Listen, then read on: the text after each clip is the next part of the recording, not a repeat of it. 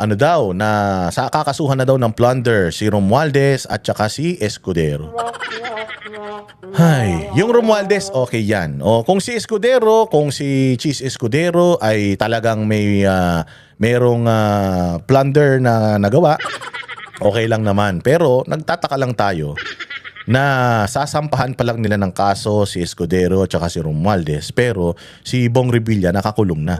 Anong magic ang ginawa nila para mapakulong nila kagad si Bong Revilla? Kaya nga sabi ko sa inyo, hindi ba? Si Bong Revilla, ginawa talaga nilang scapegoat para lang masabi na merong big fish or malaking tao na nakulong, sinakripisyo nila si Bong Revilla. O ngayon, magtataka ka dito, bakit si Escudero at saka si Romualdez? Si Romualdez, tama talaga yan. Bakit si Escudero lang? Napakarami namang mga pangalan na binanggit diyan sa Senate inquiry na mga senador na involved. Pero bakit silang dalawa lang? Ngayon, sasabihin nyo na naman, bakit hindi kasama dyan si Bongbong Marcos? Kasi impeachable ang posisyon ng presidente. So, hindi yan saklaw ng ombudsman. So, hindi natin alam kung itong ombudsman, gumagalaw siya, kinakasuhan lang niya yung mga gusto niyang kasuhan o yung mga dapat kasuhan. Kasi sinabayan niya si Romualdez. Siguro mas maganda nga rito, isa-isa lang . Unahin mong kasuhan si Romualdez.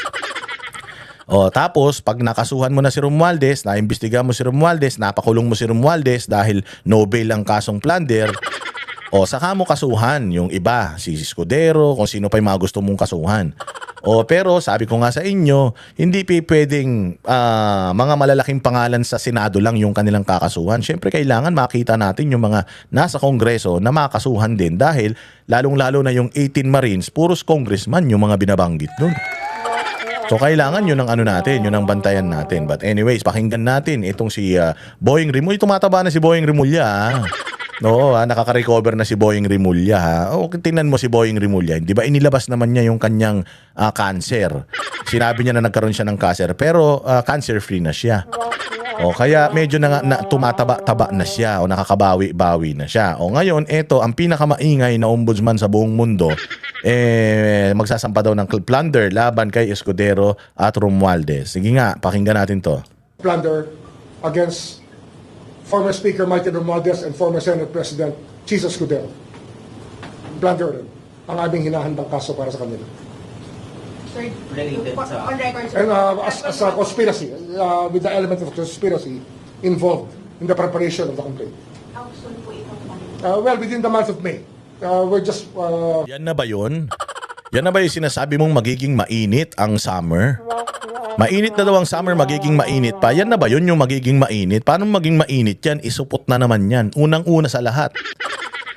Alam namin na yan si Romualdez, kunyari nilagay nyo lang yung pangalan niya dyan. Alam namin na maabsuelto rin yan. Sigurado ako dito sa dalawang pangalan na binanggit niya, ang madadali lang dito si Escudero. Kasi kalaban ng administrasyon, alam naman natin na yung administrasyon ang naglagay kay Boying. So do you think si Boying Rimulya kakanain niyang pinsan nung naglagay sa kanya dyan? This is for me this is another optics. Pero malay naman natin, hindi rin natin masasabi kasi nga kilala itong mga Rimulya na ito na mga traidor. So hindi natin alam kung ito na ang simula ng pagtatraidor ng mga Rimulya kay Bongbong Marcos. Hindi natin alam kung ito na yung simula ng kanyang pag-ikot, pagbaliktad at pagtatama sa kanilang mga kahayupan, kanilang dalawang magkapatid na kahayupan. Pwedeng kung na siya, tinitira niya na si Romualdez, tapos matatakot na si Bongbong, lalong may stress si Bongbong, lalong babagsak yung kanyang health. Tapos kunyari magiging na siya talagang magiging tapat na siya sa kanyang tungkulin at talagang patas na iimbestigahan itong kaso ng flood control. Di natin alam pero mahirap na kasing maniwala dito kay Boying Rimulya kasi kung mayroong mga sinungaling talaga sa bansang Pilipinas, ito yung mga yun Yan yung mga sinaunang mga sinungaling dito sa dito sa administrasyon ni Bongbong. Puro kasinungaling ang sinabi nito Tying up many things that have to be there for us to make a case out of it. Pero the Senate President, the former Senate President and the former Speaker will be subjected to a case of plunder very soon.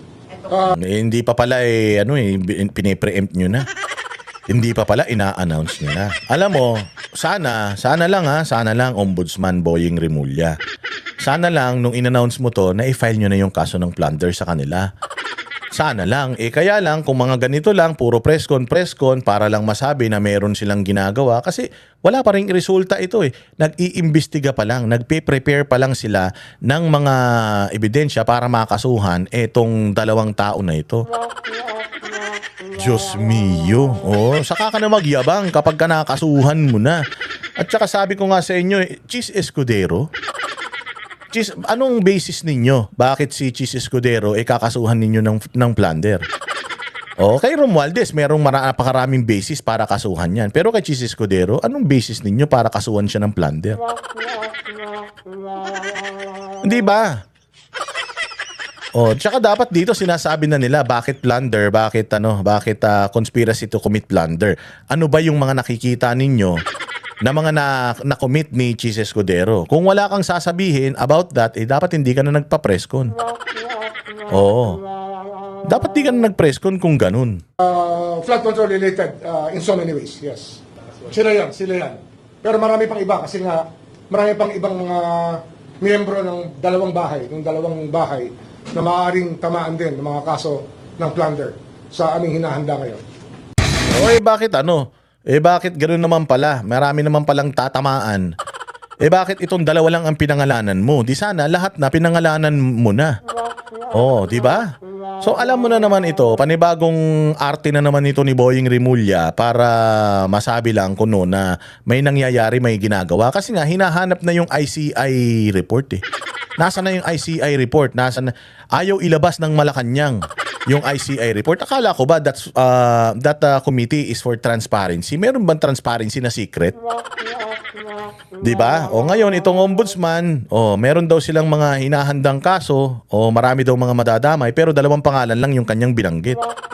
Bakit? Para yung mga pangalan na hindi nabanggit mag-alok na ng halaga para hindi na sila mabanggit ng tuluyan, ganun ba 'yon? Kasi magugulat ka, marami naman palang sangkot, marami naman palang baka masangkot. Bakit dalawang pangalan lang yung binabanggit mo? Banggitin nyo na lahat para alam na ng mga Pilipino kung sino-sino ang mga ito. At kapag ang mga ito makatakas, alam na natin. Kasi baka ganyan, dalawa lang yung sinabi. Siyempre ako, alam ko involved ako dyan. Tatawag ako ngayon sa kanya, Sir, involved ba ako dyan? Pwede kang ma-involve dito kasi ganito, sir, wag mo na ako isama. Magkano ba? May natanggap naman akong maleta. Parehas tayo, may natanggap naman tayong maleta pero bawasan ko yung maleta ko basta wag mo lang ako idamay dyan. Pwedeng ganun mangyari, hindi ko sinasabing ganun na mangyayari ha. Pero pwedeng mangyari yun. So ano ba to, bargaining chip nyo ba ito sa kanila? Na hindi nyo muna babanggitin yung kanilang pangalan, pagka nag-power trip ka, pwede mong banggitin bukas. Kailangan maalok nyo na ako kung ano yung pwede nyong i-alok because if not, lalaglag ko na yung mga pangalan ninyo. May mga ganito bang nagaganap? Hindi natin masasabi.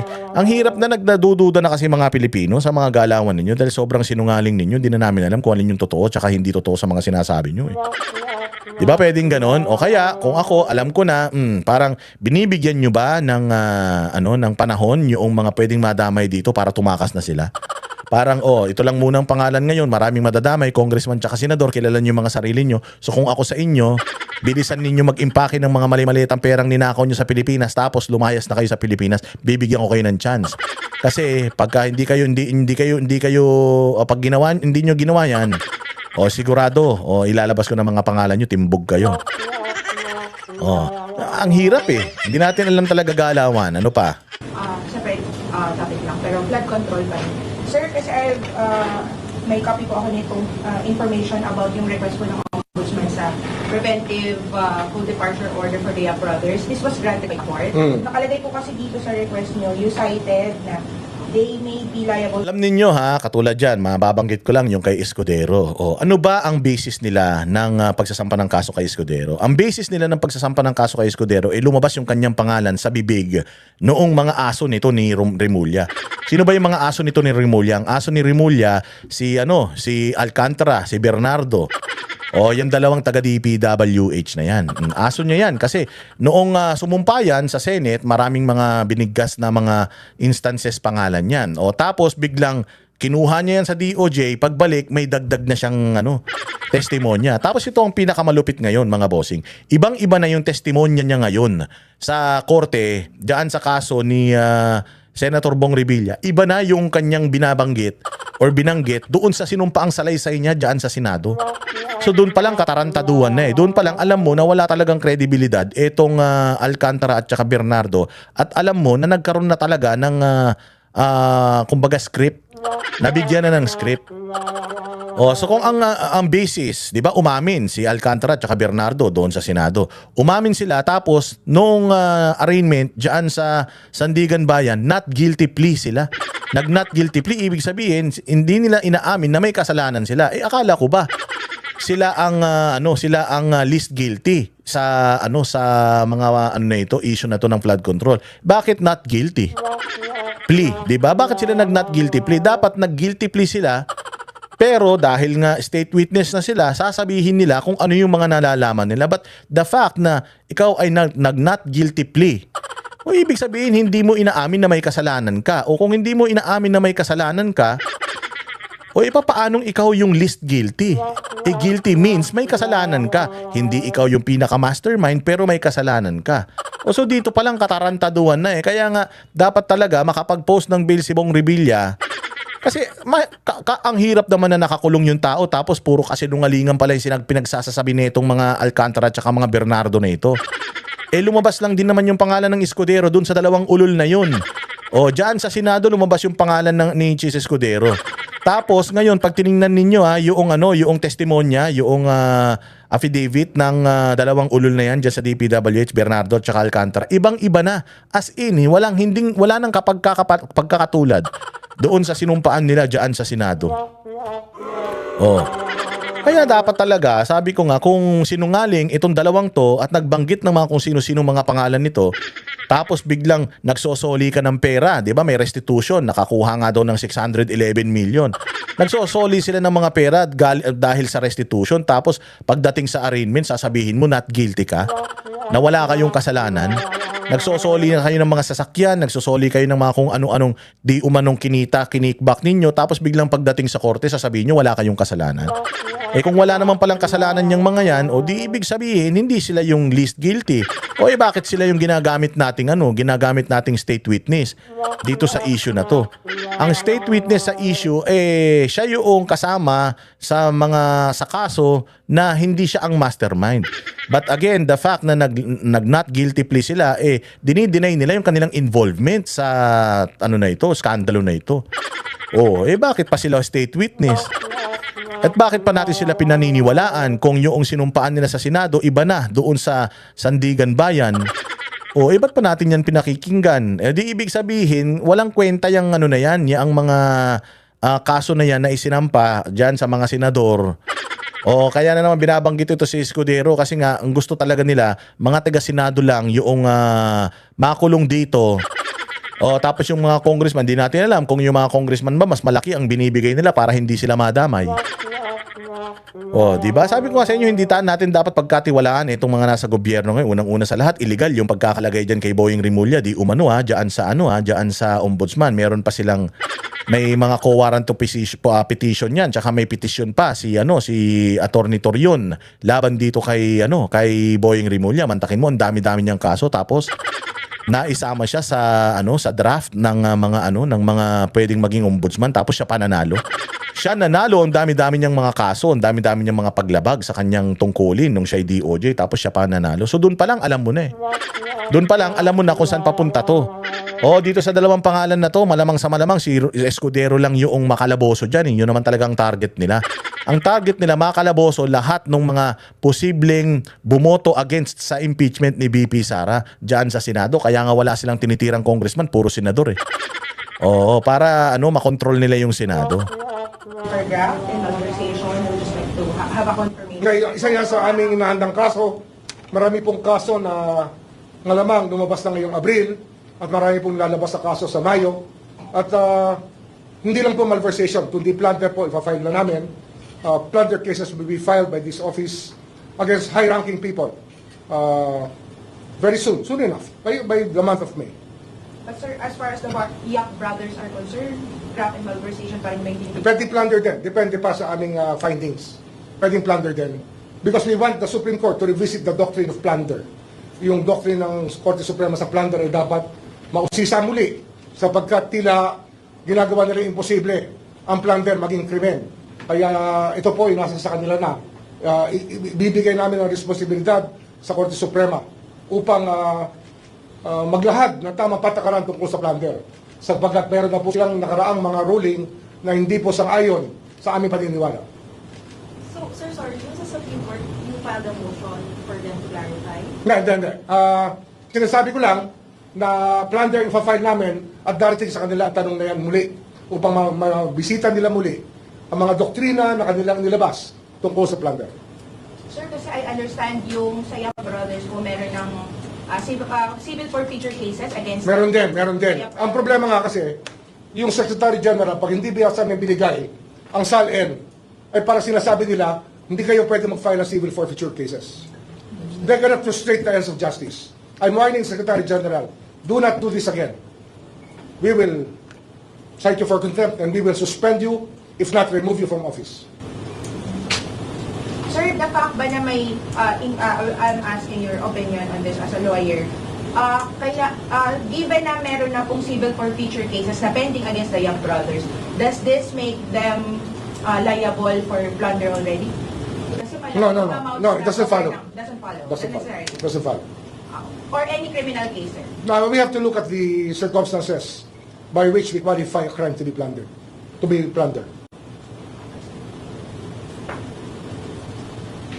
Oh, nagpe-presscon ka na, hindi nyo pa pala sinisimulan. Sana nag-presscon ka, yung rekta na. Oh, magpa-file tayo bukas. Oh, ito na, okay na, ready na to. Lahat ng mga ebidensya nandirito na. So tingnan na lang natin yung mangyayari. Ganun. Nagpaplano ka pa lang eh. Nagpaplano ka pa lang pinreskon mo na. Wala namang ibang balita. Wala nang may balita. Kailangan na naatasan ka ba na magingay para makalimutan yung mga krisis na nararamdaman ng bayang Pilipinas ngayon.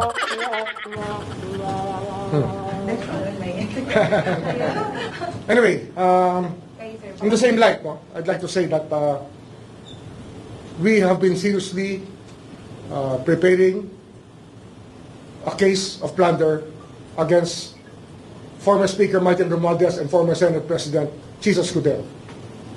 Plunder din ang aming hinahandang kaso para sa kanila.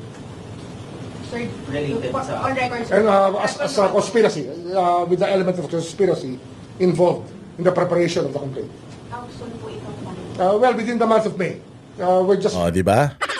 Puro kabalbalan eh. Oh, alam mo 'yon, parang kailangan niyang magbigkas ng mga ganyang kalalaking mga pangalan para lang masabi na mayroong ginagawa sila. Kasi nga, mga bossing, naghahanap na ang taong bayan kung saan ba, nasa na ba yung report ng ICI, wala bang nakukulong hanggang ngayon, ang tagal na nagpaliwanag ng presidente, mag-iisang taon na, mag-aano na naman siya, magsosona na naman siya sa this year. Tapos wala pa rin nakukulong, sasabihin na naman niya sa SONA ngayon, naabot pa kaya ng SONA yan?